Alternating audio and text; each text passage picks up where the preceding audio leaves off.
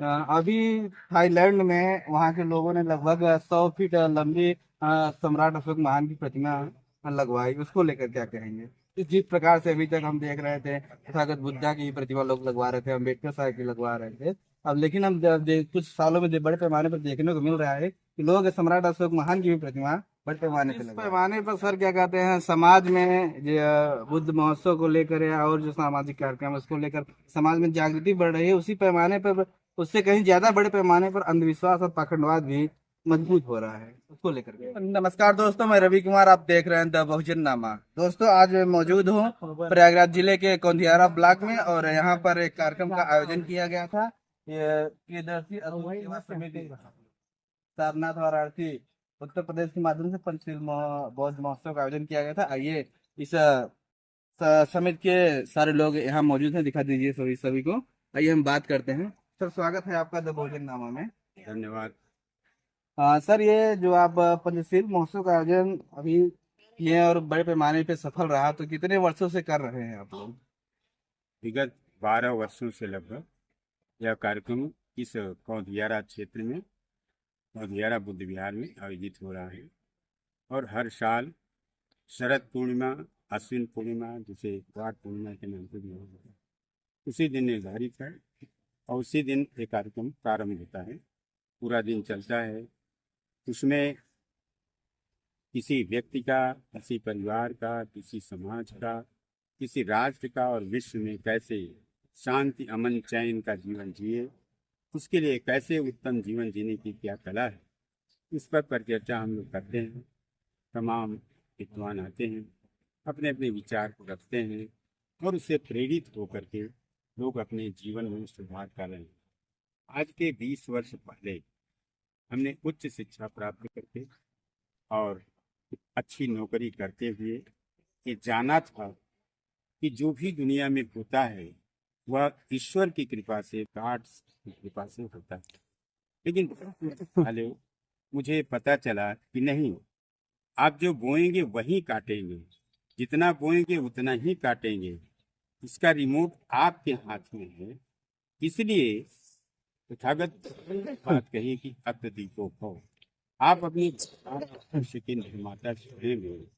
आपने विगत में जो किया था उसका परिणाम वर्तमान है, वर्तमान में जो करेंगे उसी का परिणाम। इसलिए वर्तमान और भविष्य को सुधारने के लिए अगर आप कुशल कर्मों का संचालन करते हैं, अपने जीवन में आत्मसात करते हैं, तो निश्चित रूप से आपका जीवन अच्छा हो जाएगा।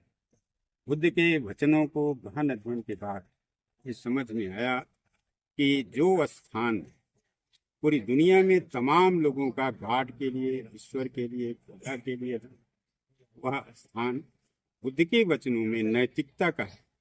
जो मनुष्य नैतिक होकर के जितना पुरुषार्थ करेगा, जितना सत्य के पथ का अनुगामी होगा, उतना ही जीवन उसका व्यक्तिगत अच्छा होता चला जाएगा।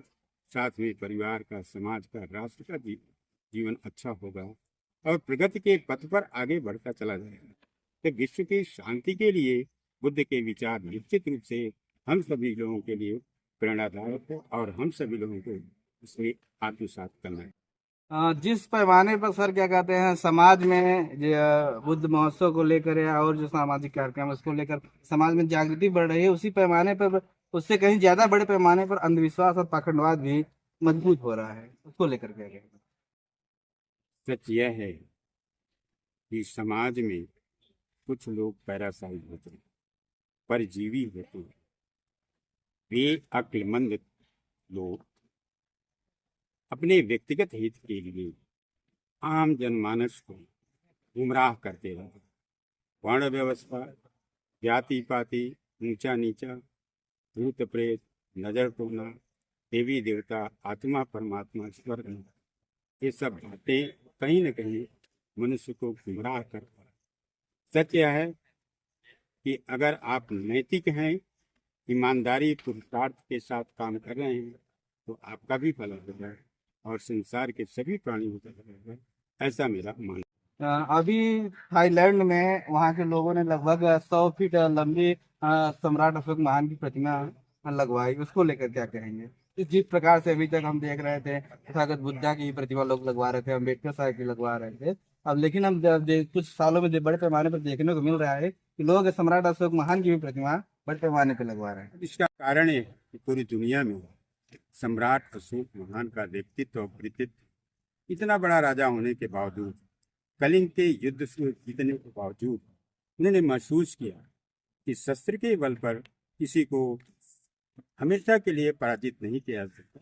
प्यार, मोहब्बत, इंसानियत, सहयोग और सहानुभूति में लोगों के दिलों को जीत करके पूरी दुनिया पर शासन किया जा सकता है।